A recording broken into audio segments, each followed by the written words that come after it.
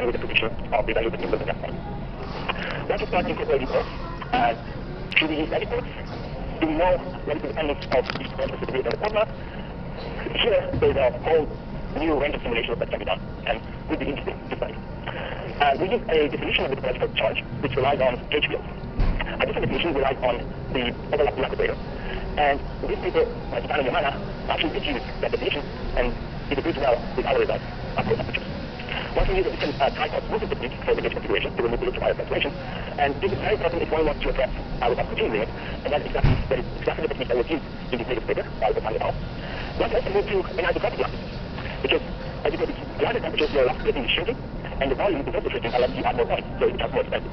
If you add an anisotropy between the temperature and the spatial direction, you can see that large losses even at high temperature.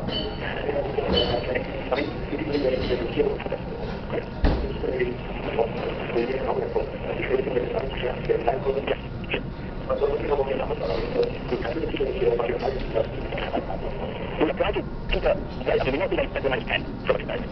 We know theta is more. So with this, we can rely on the first term in the expansion of the potential of theta.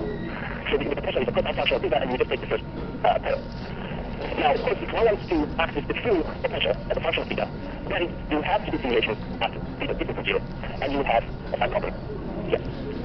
But one way to go about it is to just include more moments, and that's the first approach that was already applied. It's much harder to go after these guys here.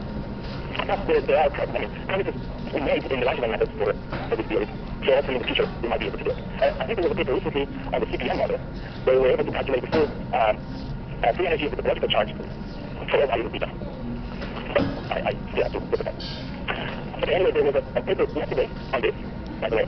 After I did this seminar a month ago, none of these records disappeared. And then in the last month, all these records disappeared. People have started improving our work, and one possible improvement that might be necessary when going to physical forecasts at the life temperature might be this one.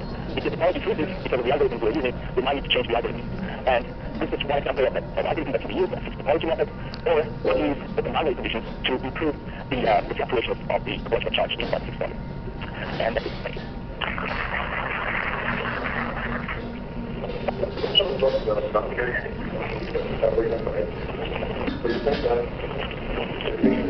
Yes.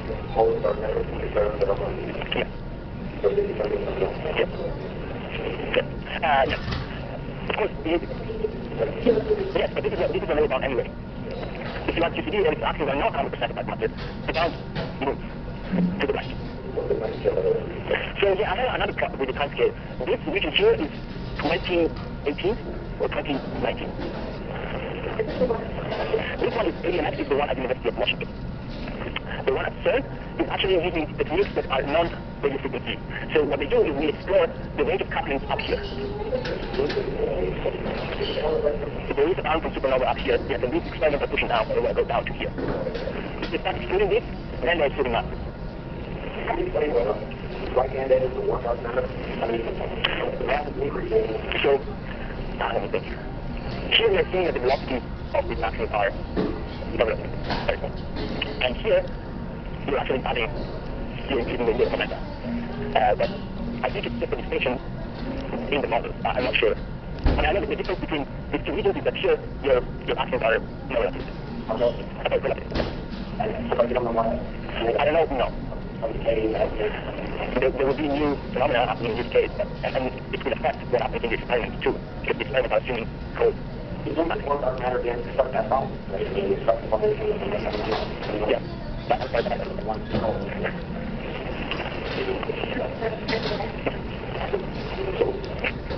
Anyway.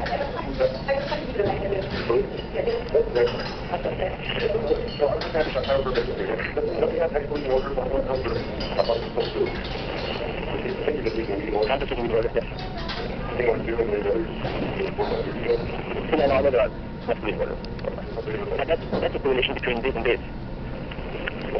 It's just the relation between, if I want to express the value of MA, it's that affects only the final number of these things.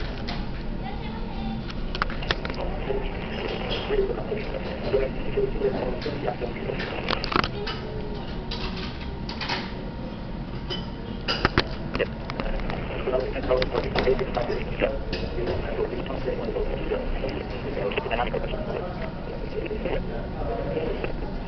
but it's really difficult. So, we haven't looked at that at all.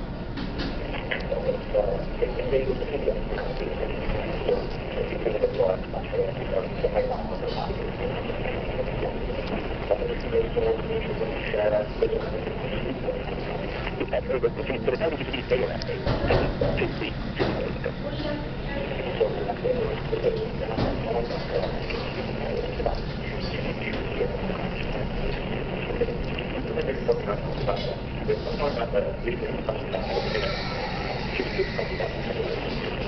What's known about Jupiter? The Jupiter.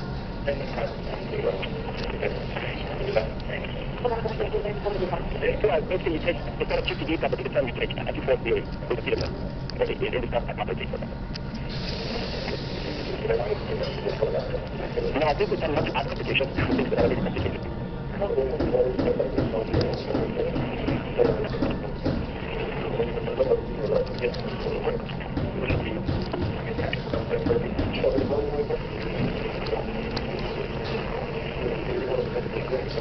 I mean, we have to, so when you prove the axiom, you have to prove that this new U symmetry. Now, if you want this U symmetry to be also a symmetry of the new dark matter sector, then you need to add other things in the model to keep the symmetry.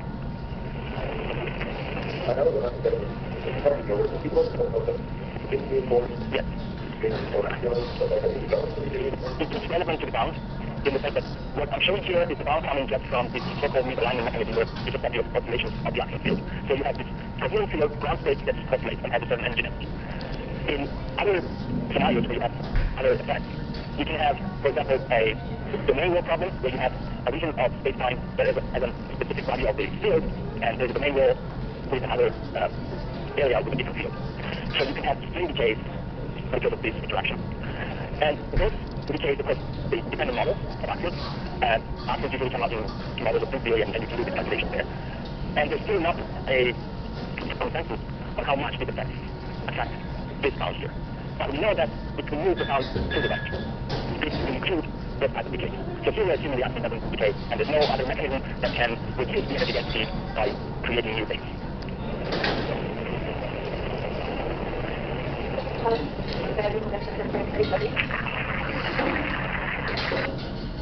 Thanks very much.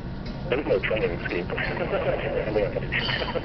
All the growth is coming up. So thanks for that. It's really very hard. We wanted to either. I'm don't work with ICC, which could be a good thing or a bad thing, depending on your mood. But hopefully I can talk a little bit about some motivating aspects of the understanding of physics and talk about some GT that will come into some of the physics I'll discuss. So I'm going to have a talks on the normal Sunday on Friday. So I'm then switching to an example of partial precision tests that are of interest in the current situation that we find ourselves in with lack of any distinct signatures for new physics from various places. So I'll use one example and mention some areas where PCB is being used to try and increase precision. So the first part of the talk will be more specific, I guess, on the end. The second part of the talk will be more philosophical, which perhaps back to front, and where you would do it the other way around, but if you want to fall asleep, it's like very part of the talk when you look at the details. Of course, if you want to fall asleep, you can do that at any part of the talk. But we'll see how that goes. So the first part will focus mainly on EDMs. But let me just say a couple of words as part of motivation. So I'm going to be focusing on precision observables, which, the language is a little vague, but often it means measuring something with as much precision as you can. So in other words, as distinct, say, from what's usually called the intensity frontier these days, where there you're getting high precision through having a lot of large sample size.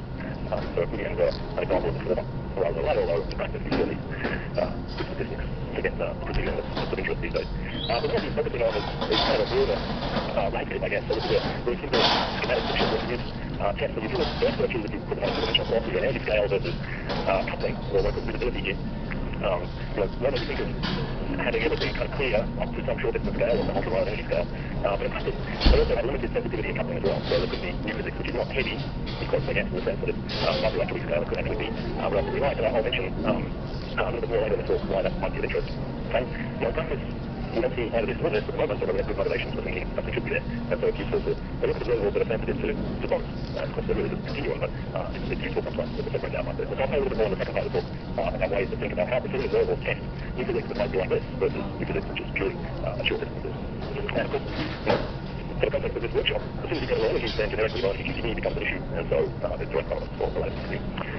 Okay. So, two parts of the talk. The first one is more technical, they're kind of the same, but I'll mainly talk about EDM specifically in the first part of the talk, and then I'll make some more generic things about persistent tests and what they say about nucleus.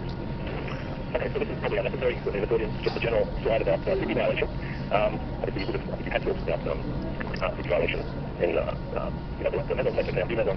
I'm going to be talking about different kind of CP violations, in a sense that it doesn't require violation of theta. And this is already kind of a very neat dichotomy within the standard model as to what's going on, because, CP violation, at least up to cases, is determined by Newton coupling one basis invariance right down to order 1, as you might expect it to be basis invariance phase.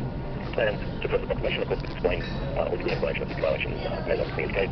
The other one, which is, again, basis dependent, but in this form, it's kind of an overall phase we've got, which is equivalent to the CP phase, is highly constrained. And we don't know why. This is, of course, the strong CP problem. So it makes this an interesting subject. This one, as I said, accesses the same structure of the Euclid at this so it's greater diagonal CP violation. And EDMs are just excellent probes of the latter type of CP violation. That's where that remarkable constraint really comes from. But just in terms of motivation, again, the CP violation is interesting because we need it to very Genesis. It tends to be generic. There may well be CP violating phases or electron sets as well, given that we see massive neutrinos.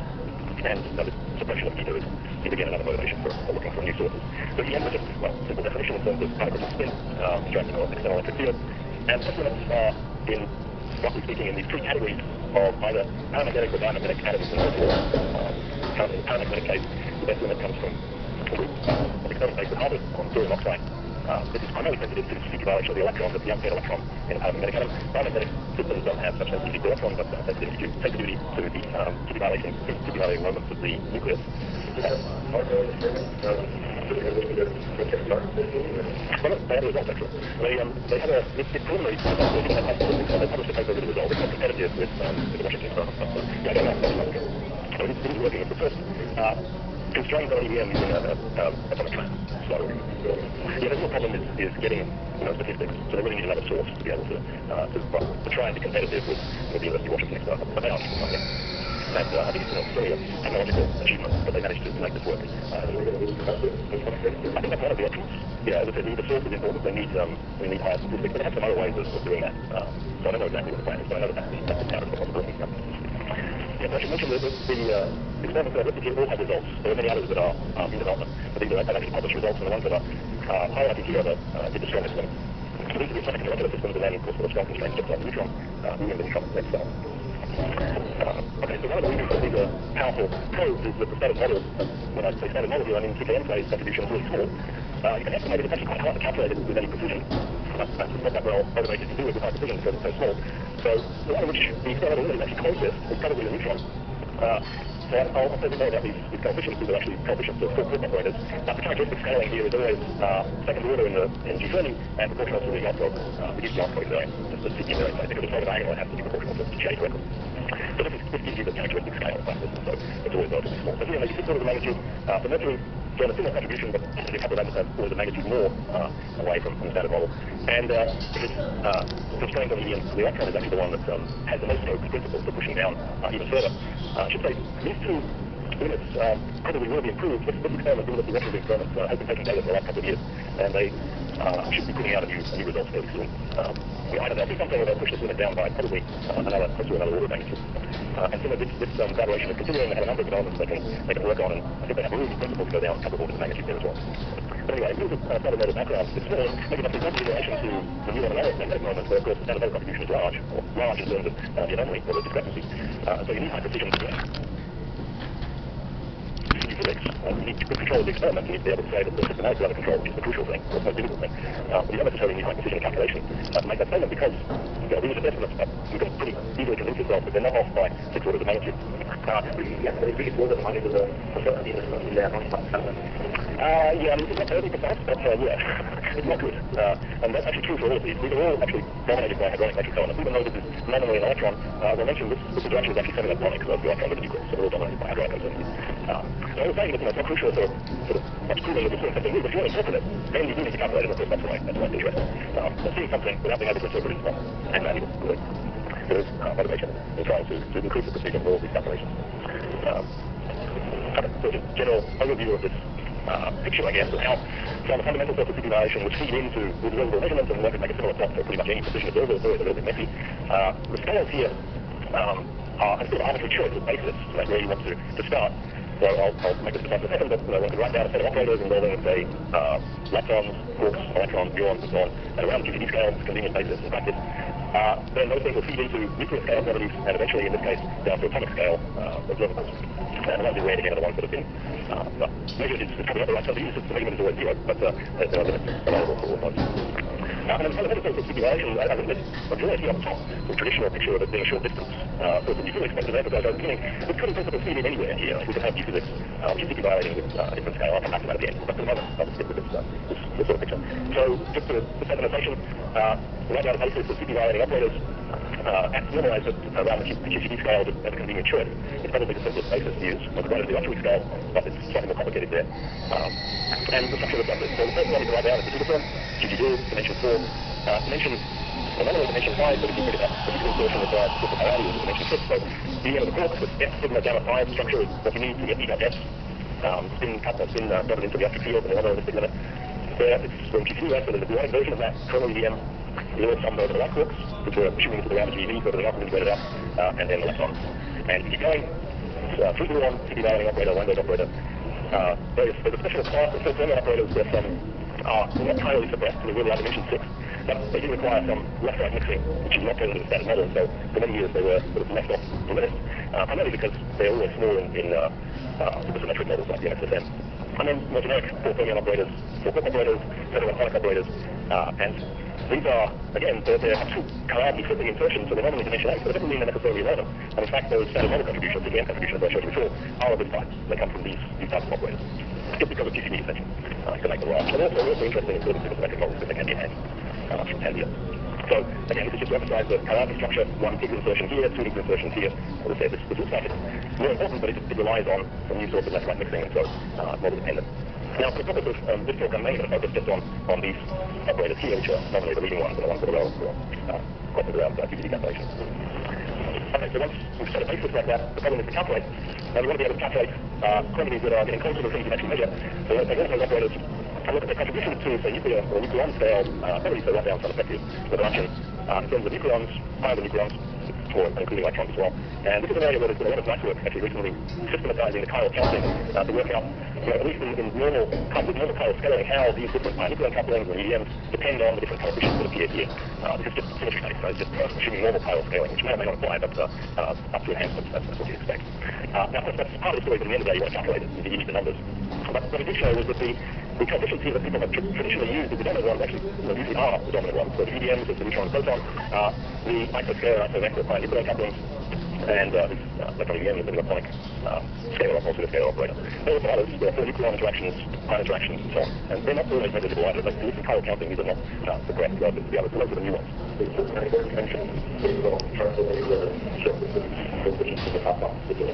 Yeah, you're basically saying, if I look at full chiral symmetry, I look at the way these coefficients act as gluons for breaking that chiral symmetry, how many powers do I need? And so it tells you what the scaling should be. It doesn't tell you any coefficients, and it says this one should be much larger than this one. So you can at least argue that certain quantities will be separated. Unless there are enhancements, which of course sometimes there are, like chiral counting doesn't always work, but it's a pretty good guide.